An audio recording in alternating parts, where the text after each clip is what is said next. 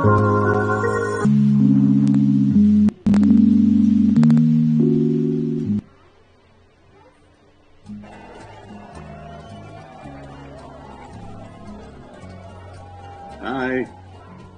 Hello. Kamusta po kayong lahat dyan, mga kaibigan? Hi, eto na naman po tayo. Muli ay magkakasama sa araw na ito, ang fourth episode na po ang ating programang Love Online with Joey Galvez. Yan, nandito po ngayon ako sa California, San Marcos. Malapit po ito sa San Diego, California. And it's 7 o'clock in the evening here, California time. And kung ano man pong oras ang meron kayo dyan ay magandang hapon po, magandang umaga. Sa Pilipinas, it's 10 o'clock in the morning today, I suppose. Yeah. And as usual, dahil po sa title ng ating programa, LOL with Joey Galvez, is Love Online. We talk about love mostly, and not only love between two lovers, but also love for everything that needs love. No? Yan po ang ating magiging tema sa araw-araw o sa every week na pagsasama natin sa programang ito na Love Online with Joey Galvez. And ganun din po yung kaibigan natin na noong unang mga panahon, I can still remember, I was a teenager then. I have a pen pal from London. Yun lamang po ang way para makapag-communicate tayo with other nations, di ba? Yung pakikipagsulatan, which is pen pal. And sa mga comics nga, nakasulat doon yung pen pal corner, kung saan si ganito naghahanap ng ka-pen pal, at ito ang kanyang address, sulatan mo. Sinubukan kong gawin yun. So nakakuha ko at nagkasulatan kami, and I remember na ikinukwento niya noon yung Beatles. Sumisibol pa lang, pasikat pa lang ang Beatles noon sa London. Ikinukwento na niya sa akin, so hanggang sa naging paborito kong grupo nga ang Beatles. So I was 13 years old that time, and I'm also working. Patulong-tulong lang ako doon sa factory ng bali lolo nung pinsan ko. So I'm making like 3 pesos, o 3 pesos a week. 3 pesos a week ang sweldo ko doon, so that is 3, 6, 9, 12 pesos a month. Pag may lumalabas na bagong plaka ng Beatles, bibiling ko kagad yun, iipunin ko yung pera ko, at bibili ako. Ang plaka yata noon was only 1 peso or 2 pesos, no? Isang 45 record. And ang nabili ko noon is Help, yun ang kanta nila, at saka yung ano pa ba ito? Let It Be. Yeah, Let It Be. Those are my favorite Beatles songs. Na natilong ko. Bakit kaya? Siguro magkakapera ako. Sabi nila, pag nangangati daw ang kamay, magkakapera. Hindi nila alam eh. Kaya nangangati yung kamay, may alipunga. Okay, so yun po ang istorya ng aking pen pal. Nagkakakwentuhan kami, pero konti lang na nasusulat ko kasi hirap ako mag-English eh. Imagine, 13 years old ka noon, magsusulat ka ng English, tapos yung kausap mo English, ang haba-haba ng kinukwento, babasahin mo, minsan hindi mo naiintindihan. Natatakot ako noon magsabi sa mga auntie ko, sa nanay ko, kasi nga baka pagalitan ako kung ano pinagkakagasusan ko. Anyway, hanggang sa nawalan na ako ng interest. So, hindi ko na nasasagot yung mga sulat niya. Nakalimutan ko na rin hanggang sa nawala na. I don't know kung buhay pa siya ngayon, and I hope she's still alive and healthy. Anyway, so yun po ang ating communication noong mga panahon na yon. At saka yung telephone, di ba? Yung itim na phone, iniikot mo yung number. Ganon ang pagtawag, which is ang mahal-mahal ng babayad mo para makakontak ka sa ibang bansa at may kung ano-ano ka pang dadaan ng idadial bago mo makontak o makausap yung gusto mong kausapin na nandoon sa ibang bansa. And meron mga tayong telephone booth o telephone boxes sa mga kalye. Dito sa Amerika, marami noon yan, pero ngayon wala na. Kasi nga, nauso na ang cellphone at saka napakadali na kumontak kahit saan through social media. Facebook, Twitter, Gmail, o kung ano mang ano dyan, no? O whatever, whatnot.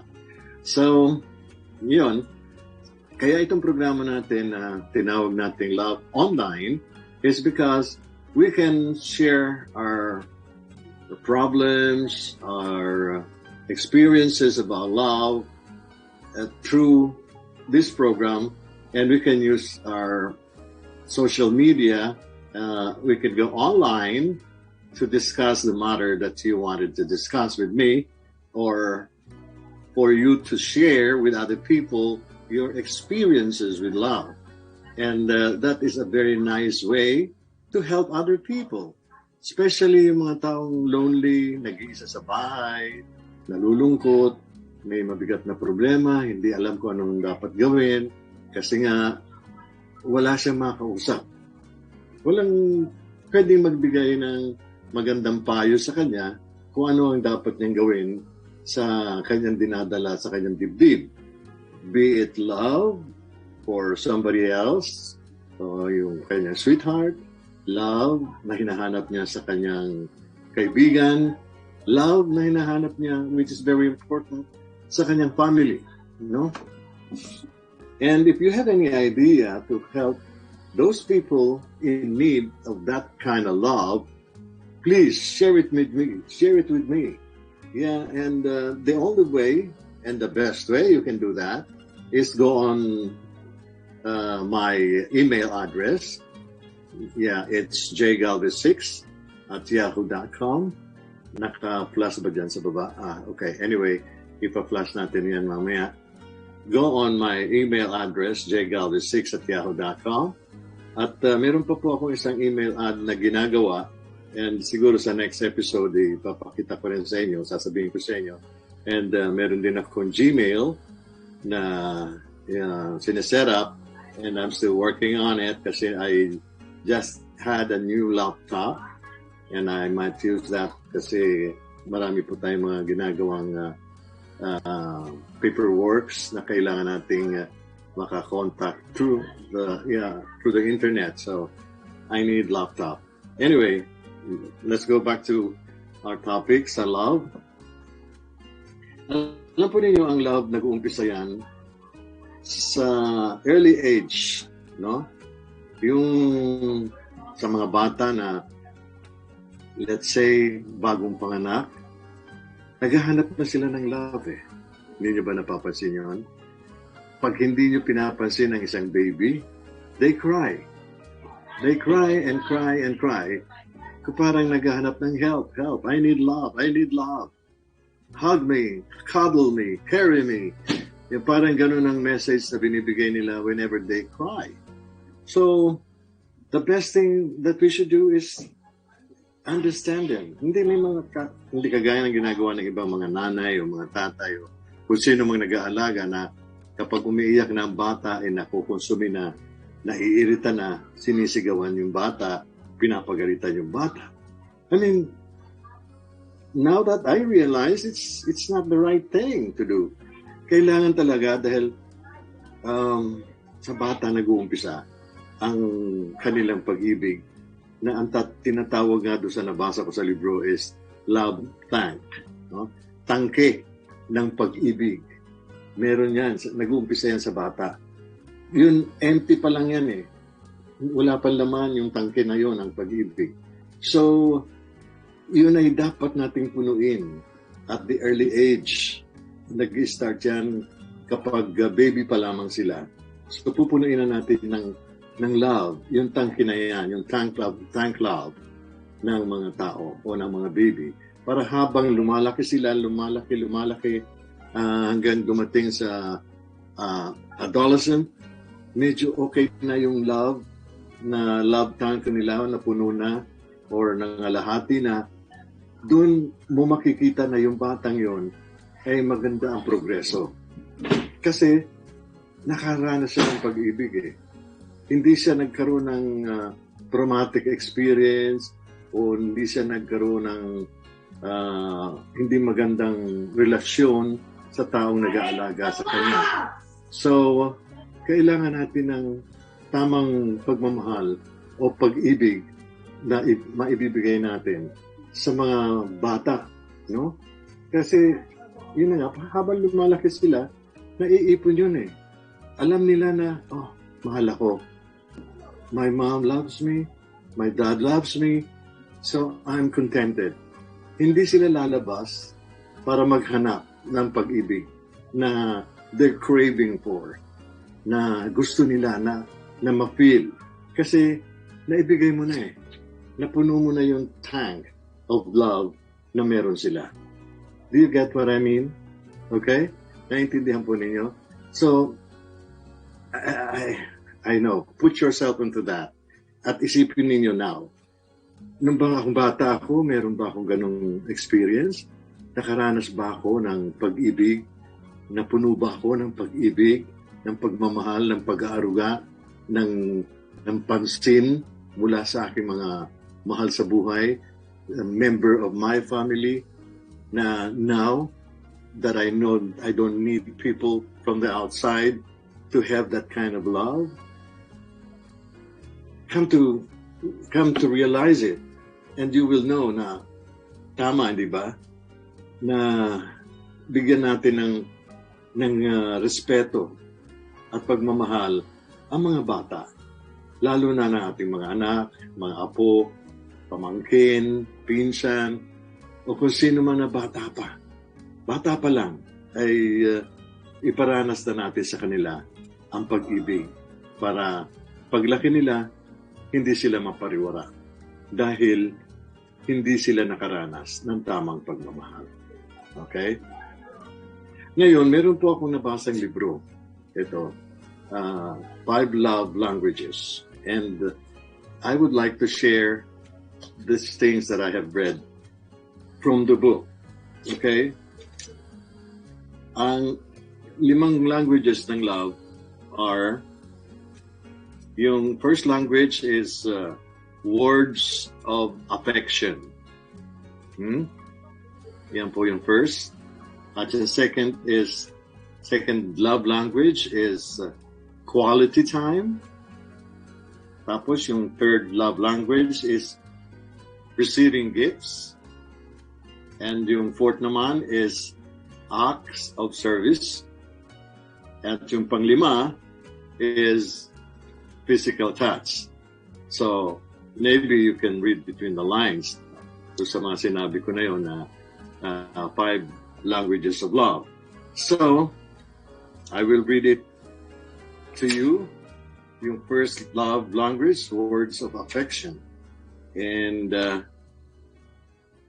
alamin natin kung you will agree or malibas yung writer nito sa kanyang sinabi. Sa akin pong pagbabasa, nakita kong tama siya. May katwiran siya. Words of affection, sabi niya dito. Mark Twain once said, I can live for 2 months on a good compliments. If we take Twain literally, 6 compliments a year would have kept this emotional love tank at the operational level. Your spouse will probably need more. One way to express love emotionally is to use words that build up, you know.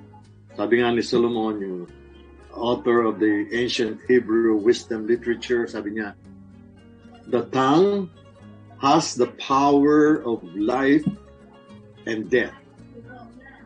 Ang dila po natin, ang words na lumalabas sa atin, ay may power para pumatay at bumuhay. Kaya dahan-dahan tayo sa pagsasalita natin ng hindi maganda sa ating kapwa. Kasi baka yan ay makapatay o makasakit, no? Pero kung maganda naman ang sasabihin natin, maaaring tayo makapagbigay ng kaligayahan at magandang buhay para sa kapwa natin. Kaya tama ito kasabihan na ito. The tongue has the power of life and death. So many couples have never learned the tremendous power of verbally affirming each other. You got it? Hindi po natin minsan papansin o natututunan ang magandang naidudulot ng pag-uusap verbally, no? Parang eye-to-eye contact with words bawat isa na sa inyong dalawang mag-asawa. So verbal compliments of words. Yan. Totoo po ito, no? Ayos na ako ng upuan at medyo nahihirapan ako eh. Okay, verbal compliments or words of appreciations are powerful communication of love. Hindi naman sa sinasabing, nagbibigay ka ng compliment para lang bulahin ako eh. Ha? Nagbibigay ka lang ng mga bubulaklak na salita, ika nga in our own Tagalog word. Mabubulaklak na salita para bulahin lang ako eh. No? No. So, verbal compliments or words of appreciations are powerful communications or communicators of love. They are best expressed in simple, straightforward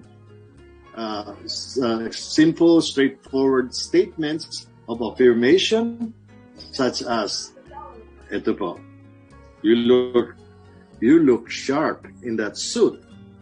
Hindi naman ibig sabihin na mukha kang tangke o mukha kang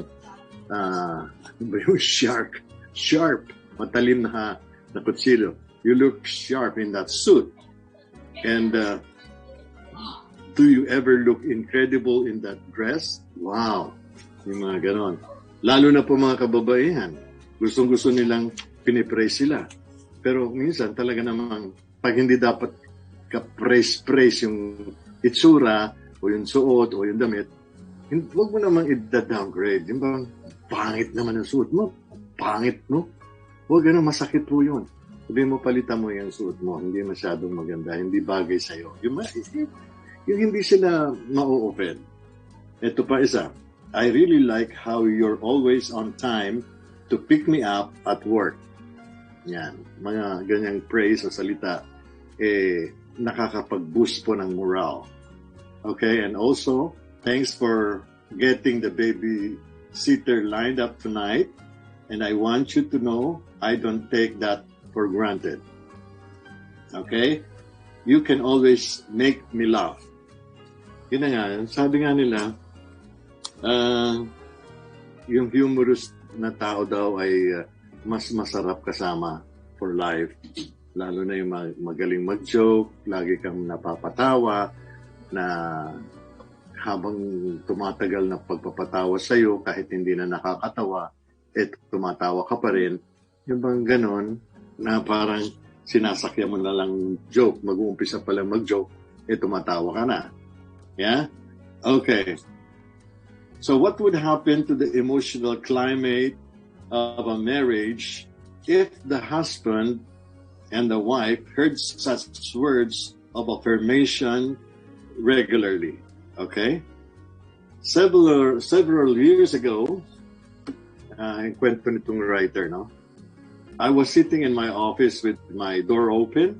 A lady walked down the hall and said, "Have you got a minute? Sure, come in." She sat down and said, "Dr. Chapman, I've got a problem. I can't get my husband to a point to paint our bedroom. I've been after him for 9 months. I have tried everything I know, and I can get him to paint it." So my first thought was, Lady, you are at the wrong place. I am not a paint contractor, but I said, tell me about it. Okay, so she said, well, last Saturday was a good example. You remember how pretty it was? Do you know what my husband did all day long? He was cleaning out his computer files. So what did you do? I went in there and said, Don, I don't understand you. Today would have been a perfect day to paint the bedroom. And here you are, working on your computer. Siguro ganun pa ang kanyang tipo ng kanyang pagsasalita, pataas ang boses. Ang ganda-ganda ng araw ngayon. Mainit ang araw, maganda ang weather. Imbis na dapat nandiyan ka sa kwarto natin at pintahan mo na yung matagal ko na sinasabi, ilang buwan na napintahan mo. Hindi, anong ginagawa mo? Nilinis mo yung computer mo. Yun ang sinabi niya siguro, pa-brag or panag, no? No, it's still not painted. I don't know what to do. Let me ask you a question, sabi ng doktor. Are you opposed to computers? No, sabi ng babae, but I want the bedroom painted. Are you certain that your husband knows that you want the bedroom painted? And then, I know he does, she said. I've been after him for 9 months. 9 months ko na sinasabi sa kanya yan. Let me ask you one more question, sabi ng doktor. Does your husband ever do anything good? Like what? Sabi ng babae. Oh, like taking the garbage out, or putting gas in the car, or paying the electric bill, or running to the store to get milk and toilet paper. Sabi ng babae, yes, she said. She does some of those things. Then I have 2 suggestions. 1, don't ever mention painting the bedroom again. I repeat, don't ever mention it again. I don't see how that's going to help, sabi ng babae. Look, you just told me that he knows that you want the bedroom painted. You don't have to tell him anymore. Oh, naintindihan niya na, paulit. Alam niyo naman minsan ang babae, para silang plaka yun, di ba? No, I'm sorry, no offense, though, but sometimes, ganyan ang mga babae. Okay? So, he already knows that you want the bedroom be painted. So, the second suggestion is this, sabi ng doktor. Is that the next time your husband does anything good, give him a verbal compliment. If he takes the garbage out, say, hi, Dan, hi, honey. I want you to know that I really appreciate your taking the garbage out. Yan, mga ganon. And don't say about time you took the garbage out. Wag yung, sige, salamat, nilabas mo yung basurahan. Kasi last week ako naglabas yan eh. No. Okay? So, and also, the plies we're going to carry it out for you. If you see him paying the electric bill, put your hand on his shoulder and say, honey, I really appreciate your paying the electric bill. I hear there are husbands who don't do that, and I want you to know how much I appreciate it. Or I really appreciated your running out to the store when I had to finish that project. Every time he does anything good, give him a verbal compliment.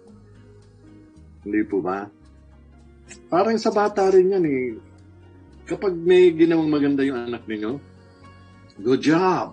Ganito sa Amerika. Good job, baby. You've done it good. Do it next time.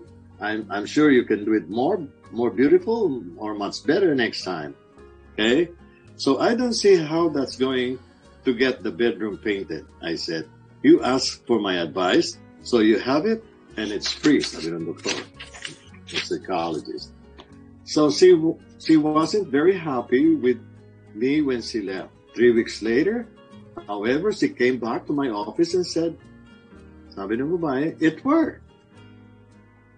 she had learned that verbal compliments are far greater motivations than nagging words. Okay? I'm not suggesting verbal flattery in order to get your spouse to do something you want. No.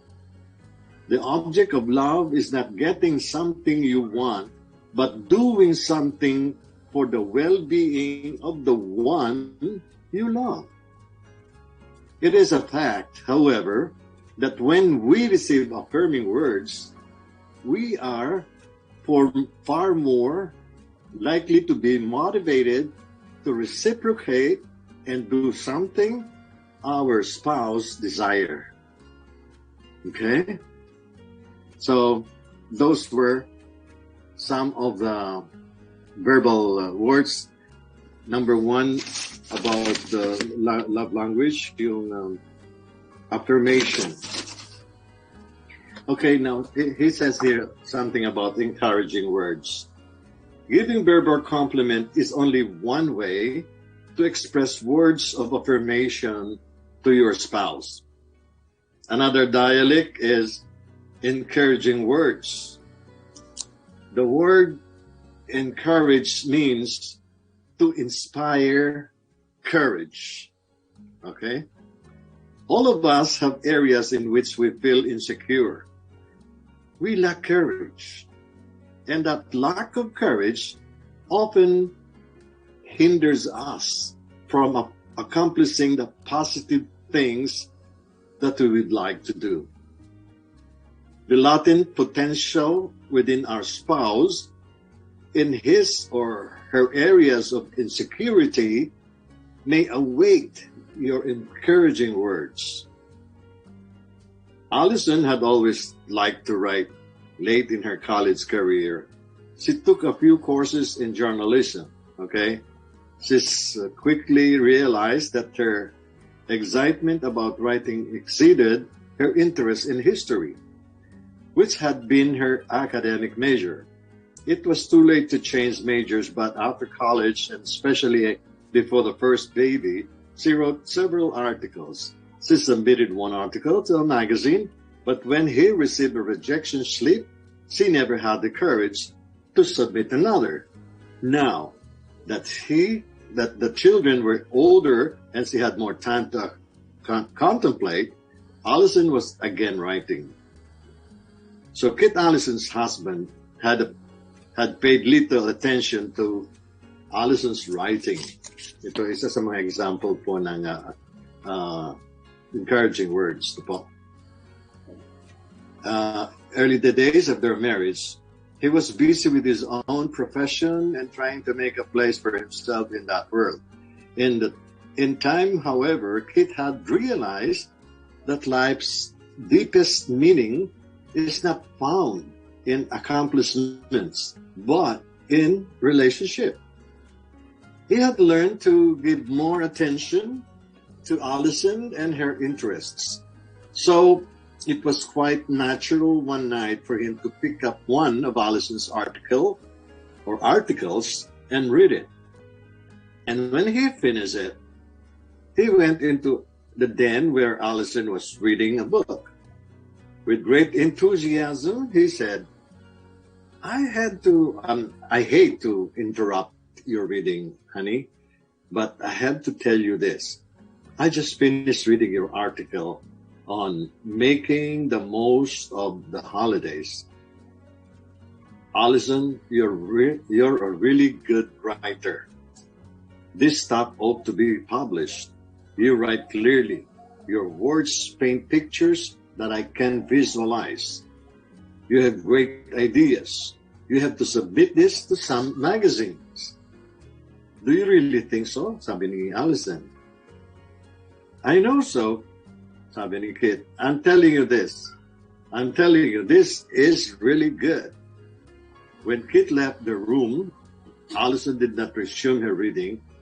With a closed book in her lap, she dreamed for 30 minutes about what Kit had said. She wondered if others would view her writings the way he did. She remembered the rejection slip she had received years ago, but she reasoned that she was a different person now. Her writing was better. She had had more experiences. Before she left the chair to get a drink of water, Allison had made the decision. She would submit her article to some magazines. She would see if they could be published. His encouraging words were spoken many years ago. Allison has had numerous articles published since then. Wow. And now has a book contract. She is an excellent writer, but it took the encouraging words from her husband to inspire her to take the first step in the arduous process of getting an article be published. So, alam ko some of you are in that position or situation where you are waiting or need some appreciation or encouraging words to pursue what you are doing, or if you were rejected before and still wanted to pursue or continue your what you're doing, you still need some encouragement. But nothing or nobody, you're looking behind you, if there are somebody who would tell you that, oh, what you're doing is good, what you're doing is something to be changed like this and like that, you give him encouragement that you have to change it because days or times are changing, so people are not like this before now because we have a different era. We are now in a different era, so change it for them to love it. Yung bang help your spouse, help your loved one to be what they wanted to be. And with that, you'll grow together. So in return or in exchange, she will also do the same, or he will do also the same to you. So you are both going wherever you want to go, higher. Hindi yung you're trying to push or pull somebody down. Because of, sometimes husband and wives have their own differences, like, I don't want my wife to be excels more than me because I'm a man, I'm the head of the family, so I must excel more than she. And that is not right. Kailangan, it's a matter of give and take. Let her do her thing and help her, encourage her. And she will encourage you and help you the same way you do to her. So, yan po ang magandang mga bagay na dapat natin ginagawa. And I'm saying this because I have experienced this myself. I've been married to my wife for almost 52 years now. And we have problems, yes, of course, but that's not normal. We're human beings. We're not perfect. So, but we don't sleep out the problems every night. We have to finish it before we go to sleep. Kasi hindi maganda na pagising sa umaga nag-iisnapan kayo. No, that is not how a marriage is. Well, we will talk about that sometime when we talk about marriage. Okay, so now we are talking about the 5 languages of love, and nasa first pa lang tayo yung bang appreciation or affirmation, love or words of affirmation, and the next one is quality time. Okay, let's read about quality time, or if you want to add some more of the affirmation, because I have some more encouraging words here, or some kind words that we need to say. If you want to hear that, I can do it. I can read it. Okay? Sabi nga nila, love is kind. Okay? If then we are to communicate love verbally, we must use kind words. that has to do with the way we speak. The same sentence can have two different meanings depending on how you say it. Ito po yan, no? The statement, I love you, when said with kindness and tenderness, can be a genuine expression of love.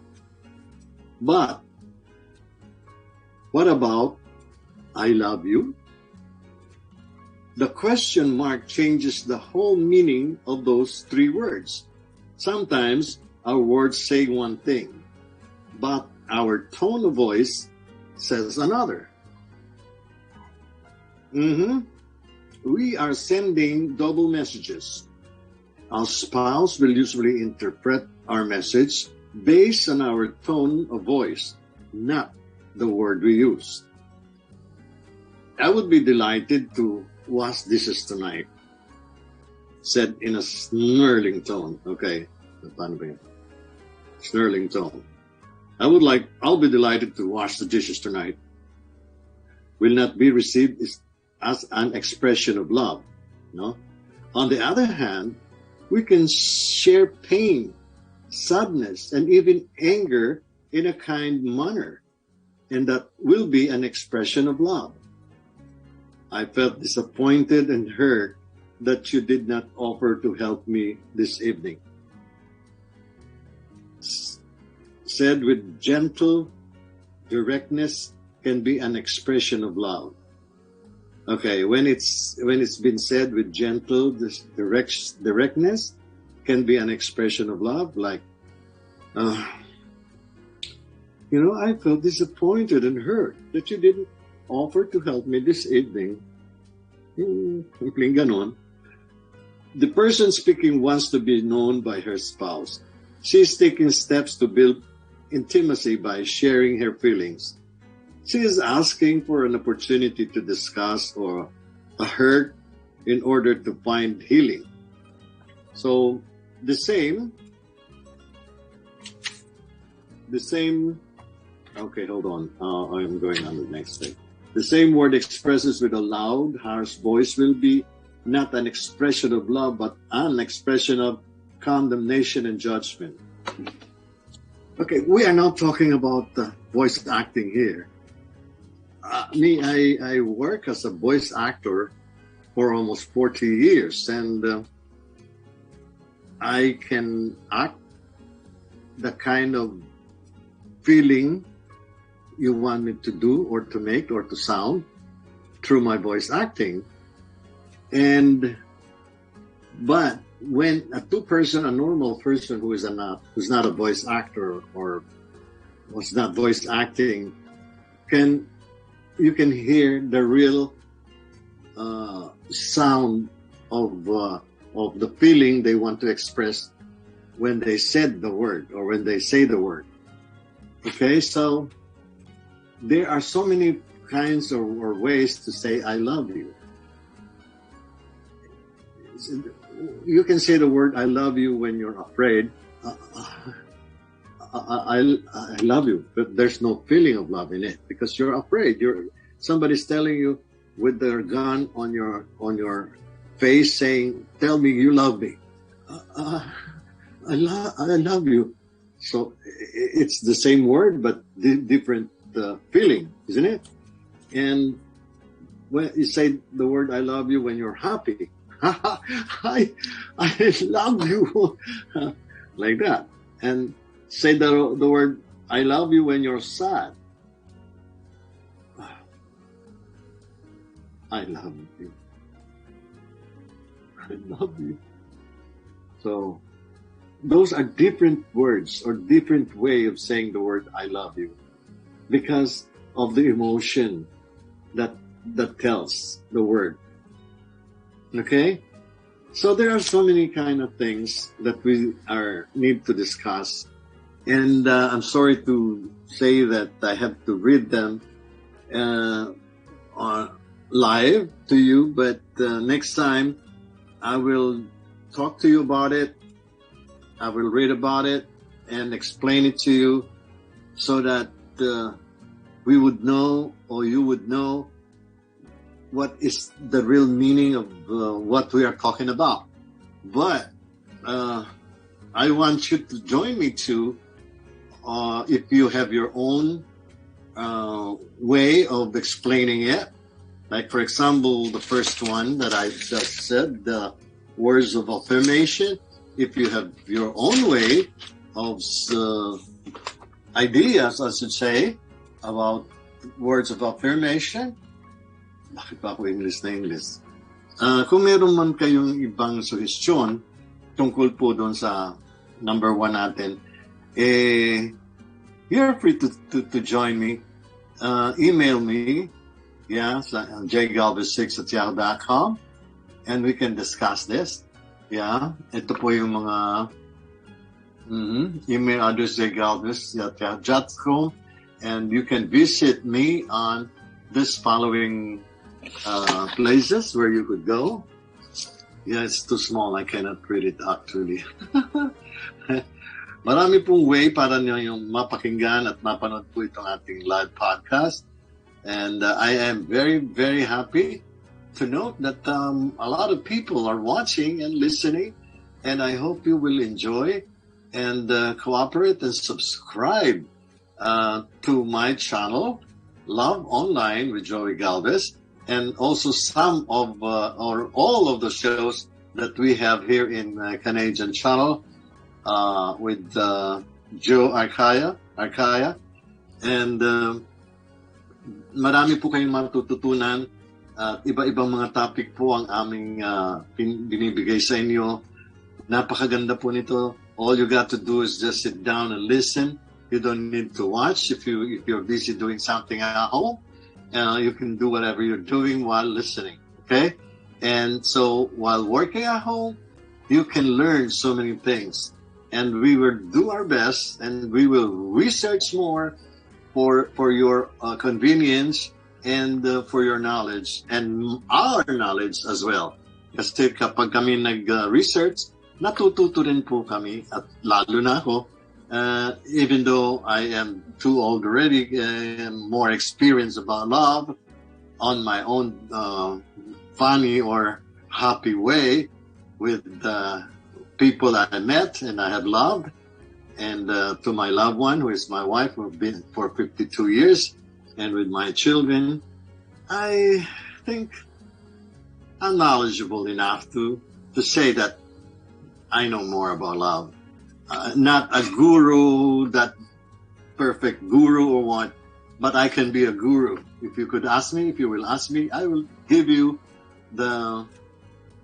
my experience. So that's the first language of love that we have learned today, and I will give you some more on the next episodes of Love Online with Joey Galvez. So stand by, or the next episode, the second language will be quality time, receiving gifts, acts of service, and physical touch.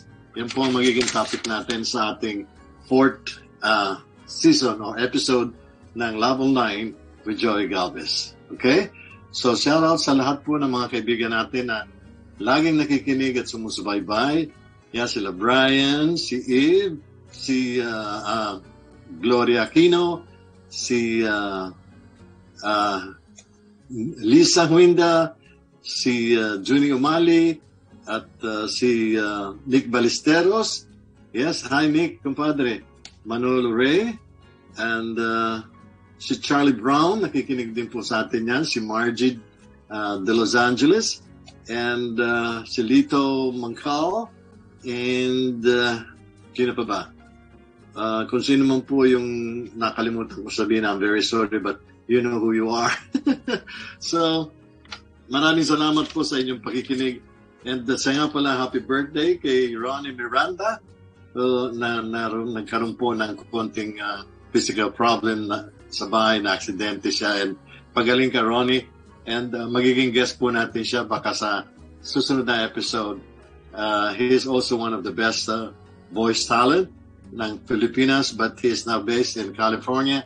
He is one of nurse na po siya ngayon, and he is also a good singer. He will sing for us a couple of songs, para mag-enjoy naman din po kayo ng pakikinig at panonood sa kanya pong napakagandang boses. Okay? And so, maraming salamat po sa inyong pagsubaybay at pakikinig. At tandaan po ninyo mga kaibigan, mahal na mahal ko po kayo kasi mahal na mahal din ninyo ako eh. Bye-bye and stay safe.